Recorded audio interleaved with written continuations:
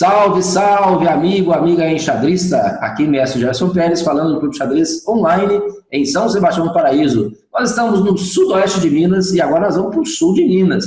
Nós vamos para Varginha. Eduardo Zambotti, tudo bem? Tudo bem, Gersinho? Uma honra estar aqui no canal.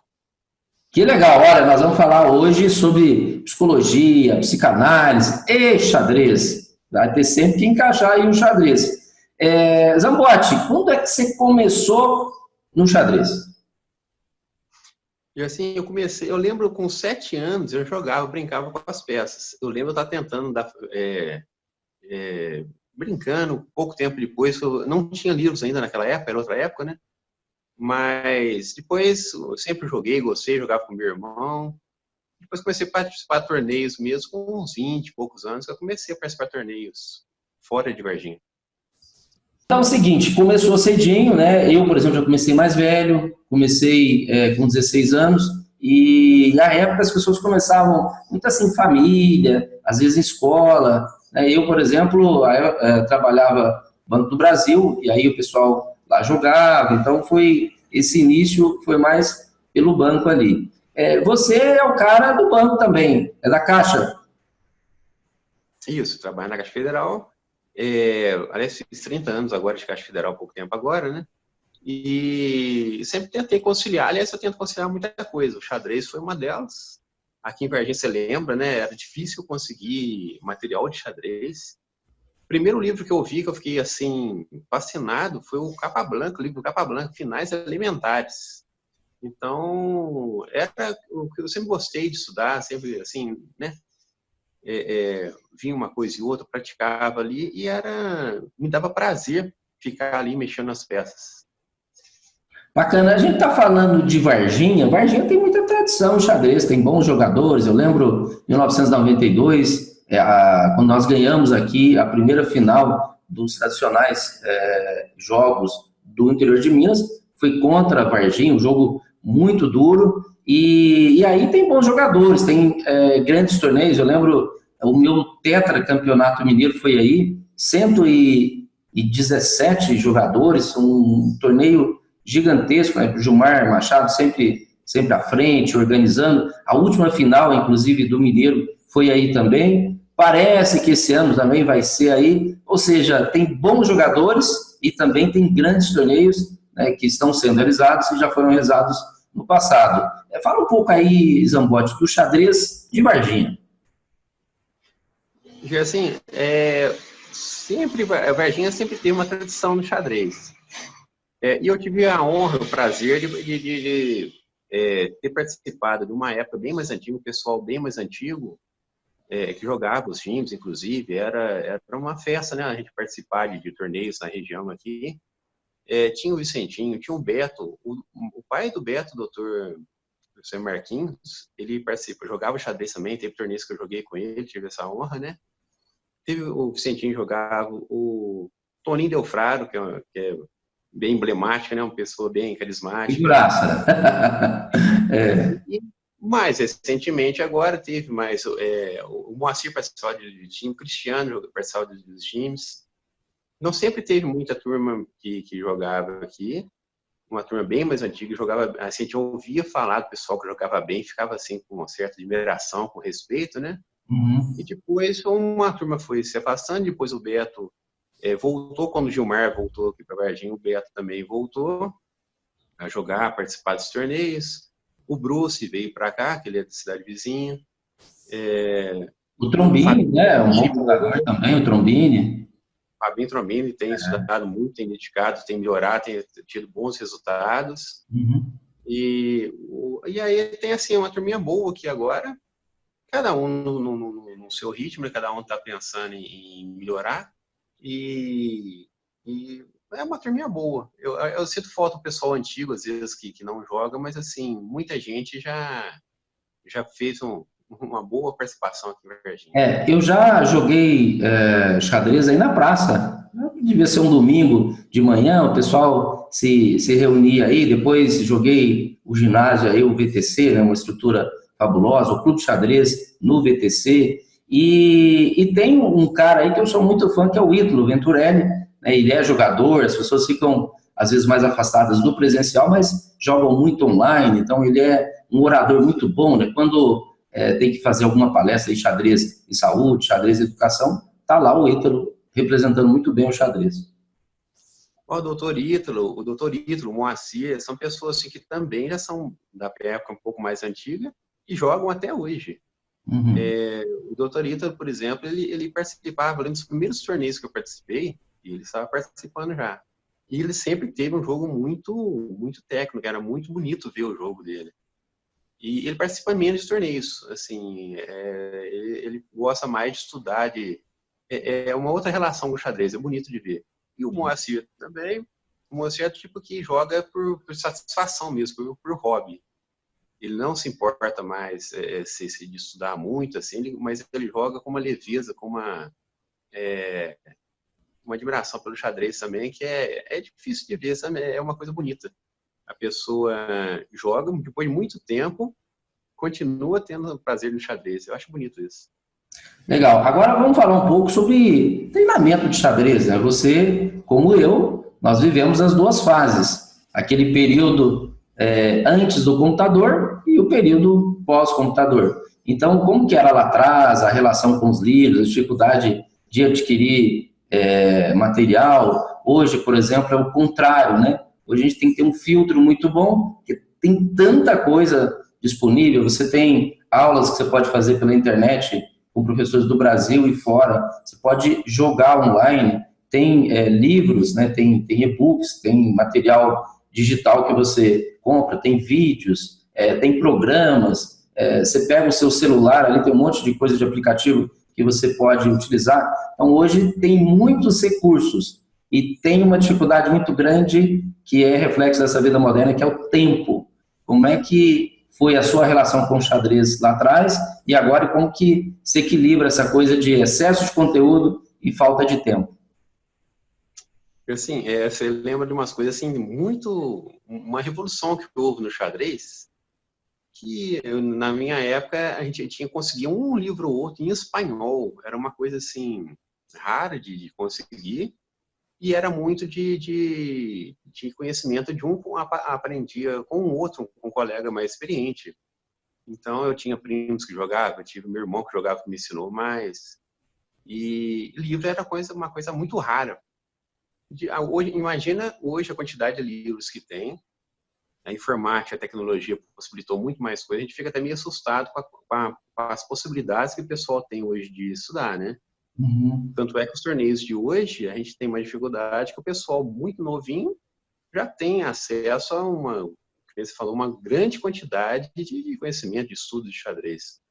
Para lidar com isso, é claro, né? Aí vai depender um pouco da disposição que a pessoa está para estudar, para treinar, para participar.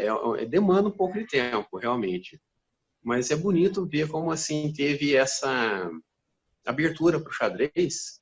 E aí, ao mesmo tempo, tem uma dificuldade aí que é saber lidar com isso, né? Porque junto com o xadrez, a tecnologia forneceu assim possibilidade para muitas atividades. E aí é saber, para quem gosta de xadrez, conseguir manter o foco e disciplina nisso, com essa grande quantidade de material. Eu comecei com poucos livros na época e treinando, né? Assim, eu jogava muito, eu jogava sem estudar, era uma coisa interessante, aprendia na prática. E hoje em dia tem uma quantidade imensa que você pode treinar aquilo que você está estudando e estudar aquilo que você está jogando.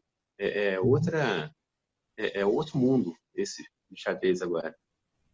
Beleza, vamos agora entrar nessa parte mais técnica, né? Que é essa parte que nós trouxemos aqui como título até dessa entrevista, que é falar de psicologia, psicanálise e fazer um link, fazer uma conexão, uma ligação aí com o xadrez. Então vamos lá. Primeira coisa, dá para fazer alguma conexão e qual que foi, quando surgiu, né, esse interesse seu pela psicologia, pela psicanálise e essa ligação, esse link aí com o xadrez? Então, assim, quando eu comecei os primeiros torneios fora de Varginha, que eu participava dos times, aqui sempre que em Varginha, sempre assim. Quando eu comecei a participar fora, eu tinha lá uns 20 anos. Nessa época, eu já gostava de psicologia. na época eu falo de psicologia, a grosso modo, porque quando você começa a estudar o inconsciente, estudar a subjetividade, etc., são várias linhas diferentes. Eu fiz a faculdade de psicologia bem mais recentemente agora, né, comparado quando eu comecei a jogar xadrez. Eu fiz em 2006 a 2010, eu fiz a faculdade. Dentro das linhas que a gente se estuda, uma delas é a psicanálise, embora ela possa ser estudada à parte, ela não é uma psicologia. Quando você faz a faculdade, você estuda várias linhas, várias abordagens que a gente fala. E a minha, que eu acabei, a gente fala que a gente não escolhe, a gente é escolhido por ela. A minha é a psicanálise. E até hoje eu faço estudos, né? Desde 2006, quando eu comecei a faculdade, comecei estudos paralelos de psicanálise, freudiana e lacaniana. Então, a cada 15 dias, dependendo, eu faço 2 cursos. Fiz 2 cursos, agora estou em um só nos sábados, a cada 15 dias. E, ao mesmo tempo que eu jogava xadrez e já estava estudando, eu sempre tive essa curiosidade, esse olhar diferente para o que faz, qual é a diferença quando a gente está com estado emocional, assim, bem ou ruim, e inclusive no xadrez. Então, essa curiosidade sempre esteve presente comigo, né? Em mim, era saber como lidar com as dificuldades, porque o xadrez tem uma certa rivalidade ali, uma adversidade. Você tem que lidar com o plano do outro, que é exatamente ganhar de você. E quando a gente joga umas partidas, você fica bem ou fica mal, mas o importante é esse emocional. E a gente fica sempre perguntando o que leva a isso e quais os aspectos psicológicos que marcam isso, né? Qual a relação que a gente tem com o xadrez e por aí vai. Então, a psicanálise, a psicologia sempre tem estudos, alguma coisa sobre isso, mas o que marca mesmo, marca, né, é a experiência que a gente teve ao longo desses vários anos, sempre questionando uma coisa e outra. Tá. Então é o seguinte, agora vamos colocar alguns tópicos que podem ter, né, impacto ali no enxadrista, esse aspecto emocional, aspecto mental, para ter, às vezes, um resultado superior, para ter uma potencialização desse estudo técnico para você render mais ali em torneios. Então, primeira coisa é o seguinte, a gente acha que tem que fazer uma distinção aí de xadrez de entretenimento, que é mais leve, é exatamente essa colocação que você falou, né, um pouco antes, e o xadrez de treinamento. Eu acho que a gente tem que ficar muito claro isso para o enxadrista, o que ele quer com o xadrez. Se não, por exemplo, se tiver uma expectativa, né, de ter bons resultados competitivamente, e ele estiver lidando com o xadrez de uma forma mais como entretenimento, ali como hobby, né, para passar algumas horas agradáveis, interessantes ali, jogando, brincando com o xadrez, ele vai se frustrar, porque, afinal de contas, ele não se preparou para aquilo. Então, fala um pouquinho de xadrez de entretenimento e xadrez de treinamento. Exatamente, assim, uma coisa que eu acho que eu respeito muito, é aquelas pessoas que gostam de jogar para o hobby, não quer se dedicar tanto, porque se dedicar significa estudo, horas, tem um cansaço envolvido O xadrez nisso. é uma ciência, né? Para melhorar muito, ter grande expertise, tem que esforçar muito, né, Zambotti? Exatamente. Mas tem aquelas pessoas que gostam de jogar leve, um hobby assim, só pelo que aprendeu na vida e sem se importar se perde ou não. Eu conheço um colega que é assim, desse jeito, ele joga bem leve e ganha ou perde, ele está sempre de bem ali com o adversário, com o coração mesmo, porque ele está se divertindo. E eu acho importante que o xadrez seja isso também. Quem quer melhorar, é claro que tem que ter uma disciplina, tem que ter tempo, tem que se dedicar. Basicamente, por exemplo, tem umas coisas que acontecem que a gente vê, a pessoa, por exemplo, se prepara mal e quer jogar o partido com grande expectativa, como você falou. Costuma ficar muito frustrado quando não obtém o resultado. E fica se perguntando o que aconteceu na posição, se é isso, se é aquilo. um detalhe da partida, ele se culpa muito, por que não fez aquele jogado, uma coisa tática, um lance tático lá. E, assim, é o tipo de coisa que, a médio e longo prazo, para quem já viveu muito que nem a gente, você sabe que o xadrez, o ideal é você estudar muito, não, e colocar isso em prática. Mas sempre tentando aprender, por que perdeu? Então, não é uma coisa que você consegue fazer em pouco tempo. Exige disciplina, exige dedicação e uma boa dose de gostar do xadrez. Quando você joga desse jeito, é o melhor dos mundos. Você joga leve, você estudou, você treina, no torneio é a hora de treinar, porque só estudar não resolve, e só treinar também não resolve. Quem só treina, não cresce, porque não está estudando. Quem só estuda pode ter uma grande decepção na hora do jogo, porque na hora do jogo o outro adversário não faz o que você estava esperando que fizesse. O xadrez é isso, é uma diversidade, tem um cansaço presente, tem isso presente, e o emocional disso vai estar na partida. Então, a frustração, a ansiedade. E quando você se prepara na vida para o xadrez, que é essa competição, você está disposto a aprender com os erros, você está disposto a treinar, mesmo que seja pouco, de uma forma contínua. Quando você perde, você não fica tão chateado, porque você tem que aprender alguma coisa. Na verdade, a gente aprende muito quando perde. Então, o modo de ver o xadrez na vida faz a diferença na hora da partida. Perfeito. Então, não adianta cobrar na partida se durante na vida você não se preparou, não treinou, não teve a disciplina, o treinamento necessário para os torneios. Perfeito. Agora é o seguinte, para a gente ter altas performances, nós temos que preparar adequadamente, tecnicamente, claro, mas a gente tem outros fatores que aceleram esse processo. Então, vamos tentar pontuar algumas coisas agora, começando, por exemplo, por objetivos. Acho que a pessoa, para ter grandes resultados no xadrez, ganhar algum torneio importante que ele pretende ali, por exemplo, nós aqui em Minas, trabalhamos sempre para ser campeão do GIME, para ser campeão estadual absoluto, para ter um bom resultado em uma aberta do Brasil, por exemplo. Ou seja, os grandes torneios você tem ali as suas metas. Essa questão das metas, então, será que é um dos grandes elementos, é um grande diferencial você ter mini hábitos ali, por exemplo, você estabelece o rate que você quer chegar, torneio que você quer ganhar, estabelece objetivos, as metas e tenta o dia a dia com aquela disciplina, aqueles hábitos pequenininhos ali para ter grandes resultados. Acho que seria esse um bom caminho. Você como jogador também observando, que isso a gente pode imaginar em outras áreas, as coisas da vida também. Você vê isso em seus pacientes, a questão da meta, o objetivo ser algo fundamental para ter resultado? Assim, não sei, se psicologia você sabe que tem que traçar metas.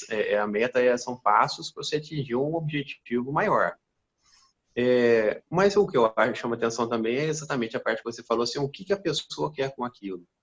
Então, é importante que a pessoa não planeje muita coisa se não está disposto a treinar para aquilo. Então, é gostoso de ver, por exemplo, se a pessoa está disposta a treinar um pouco, é aquilo que ela está disposta. Mas não pode se lamentar, por exemplo, se perde. Então, eu acho que é mais uma preparação emocional do que se quer primeiro. Depois você vai fazer um planejamento assim, semanal, alguma coisa assim, em função daquilo. Mas não adianta se cobrar muito. Eu acho que o xadrez ele tem que ter essa qualidade de você assim, jogar com gosto, com prazer. Então, não pode fazer também, eu acho que não cabe fazer uma disciplina puxada, vou começar a estudar 2 horas por dia. E se você tem outras atividades, até porque outras atividades faz parte da vida também. Então, o que a gente vê, o que eu vejo, assim, em questões assim, emocionais, psicológicas e E até na psicanálise comenta sobre isso, assim, cada caso é um caso. Então, tem que saber um pouco sobre o que é aquilo e tem umas limitações. Você quer muita coisa na vida, você às vezes não consegue fazer tudo. Dentro das possibilidades, você sabe o que você quer, é importante que você planeje sobre aquilo. Então, não adianta querer muito e planejar pouco. Mas também não adianta planejar uma coisa assim muito fora da sua realidade. A partir desse momento, quando você faz a preparação do que você quer e você traça aquilo, o xadrez, por exemplo, se o treino é bom, se o estudo é bom, se você pratica aquilo, mesmo que tem que ter uma certa frequência, né? Mas não precisa ser aquela coisa maçante, para não ficar também, cada um sabe o que é do xadrez. Se for uma coisa maçante, pode até ter o efeito contrário. Se você estuda, treina, pratica em torneios, a tendência é que você cresça o seu jogo. Então, o importante é ver o que a pessoa quer e, em cima daquela expectativa, traçar um plano. Se é treinar um pouco toda semana, eu treinar um pouco toda semana. E manter essa vivacidade, essa leveza de jogar. É importante que a pessoa goste de fazer isso.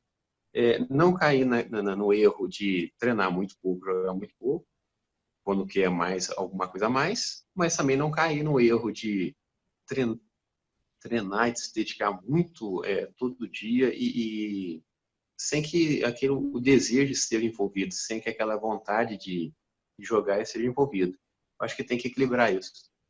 Legal, então já estamos caminhando aqui para o final dessa nossa prosa, mas a gente ainda precisa falar para os enxadristas que tem aí algumas dicas, tem algumas coisas que a gente poderia indicar que potencializasse essa parte técnica, ou seja, o extra-tabuleiro, o que a gente poderia indicar. Então, fala agora de meditação, mentalização, foco, produtividade, algumas coisas que você acha que faz diferença e você vê aí com os seus pacientes em outras áreas, você também como enxadrista, acha que pode ter um bom impacto naquele enxadrista ali interessado em melhorar o seu nível. O que ele pode fazer no extra-tabuleiro que vai aumentar, possivelmente, a performance dele?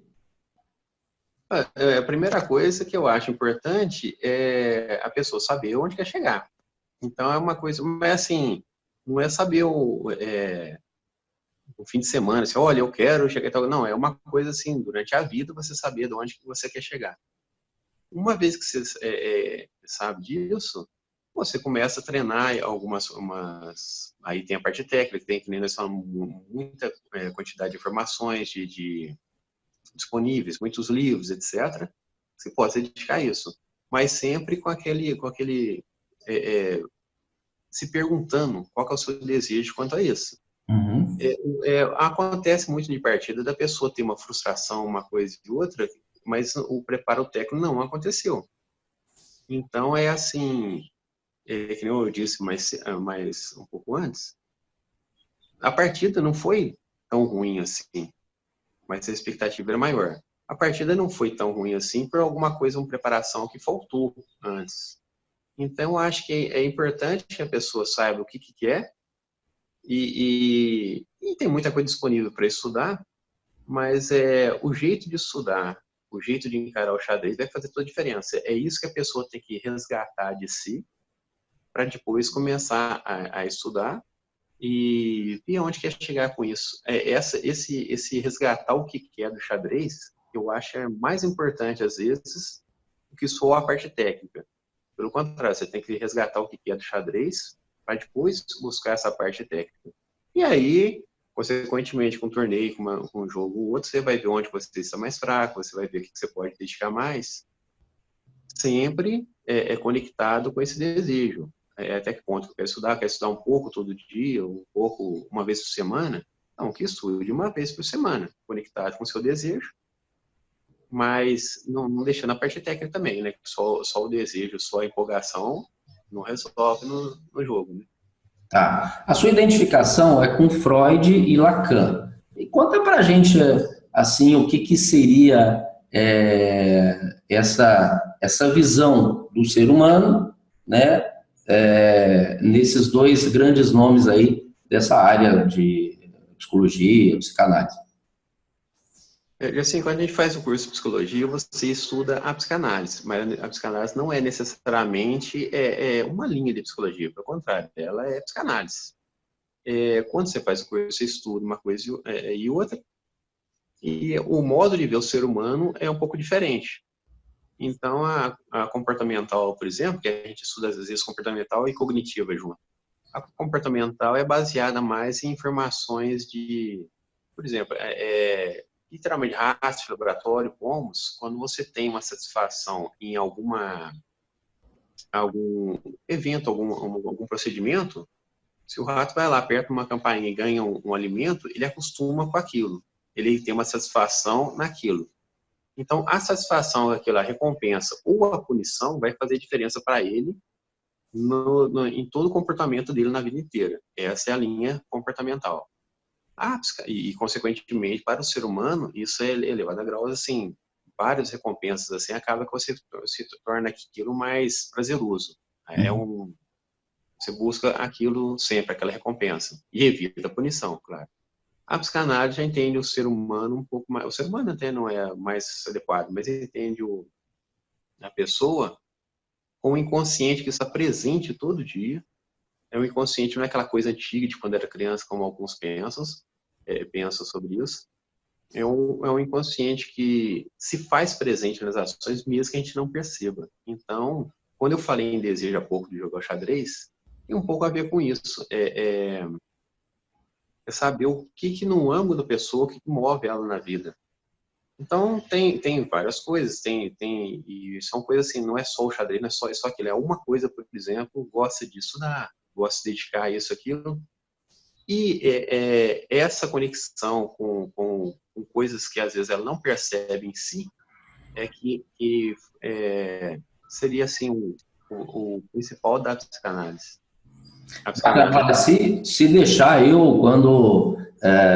antes de estudar xadrez, eu era piolho ali de biblioteca, casa de cultura, ficava ali o tempo todo estudando história, literatura, psicologia, filosofia. Hoje eu gosto muito de neurociência. Se deixar esse papo de mineiro aqui, a gente vai ficar horas e horas. Então já vamos encerrando a entrevista, né, porque esses assuntos xadrez e esses conhecimentos que a gente pode encaixar nele, dá margem aí para horas e horas. Então, agradecendo demais ao Zambotti por conversar aqui com o Clube Xadrez Online, deixamos ele agora fazer as considerações finais. Assim, é uma honra, obrigado por ter participado. O que eu deixo de dica aqui para os colegas em xadrez, né, os novos e os não tão novos assim, é que se gostam de xadrez, que continue se dedicando, continue estudando dentro do seu desejo, continue jogando os torneios, que além do torneio em si, é uma satisfação enorme ter conhecido o Gerson, né? O Gerson, a gente já se conhece há muito tempo, tem muita história para contar, não daria para contar tudo aqui, e muitas pessoas passaram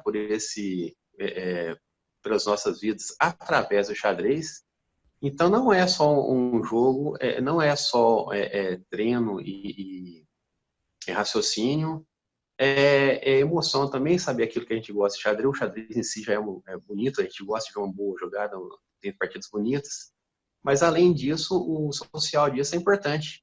E tem muitas colegas, muitas vivências que a gente tivemos assim, que marcaram nossas vidas, né? E quem gosta de xadrez, com certeza vai ter isso também. Então, desejo sucesso para quem quiser aí, se dedicar e fazer aquilo com gosto. Isso aí trará recompensa, com certeza. Isso é o mais importante. E, pessoal, vocês então ouviram agora, né, ali e assistiram a visão do Zambotti, que tem hate feed, é um jogador que está há muitos anos aí estudando, jogando grandes torneios, tem bons resultados, já me deu umas rasteiras aí nos torneios aqui na nossa região. Então, é alguém que conhece muito de xadrez e traz aí informação de outra área que a gente pode encaixar. Ô Zambotti, manda aí um abraço pro pessoal de Varginha, eu gosto muito de jogar aí, Juliano, o Bruce, o Beto, o Trombini, o Ítalo, né? Os nossos amigos aí em comum, tá bom? Ok. Obrigado, assim, foi uma honra. E o pessoal aqui do xadrez está acompanhando aqui você e ia parabenizar pelo canal, porque, como eu disse há pouco, a gente não tinha isso 30 anos atrás. Era difícil ter um canal que trouxesse tanta informação e tanto conhecimento, tanto incentivo ao xadrez. Parabéns aí, obrigado. Valeu, abração, até mais, tchau.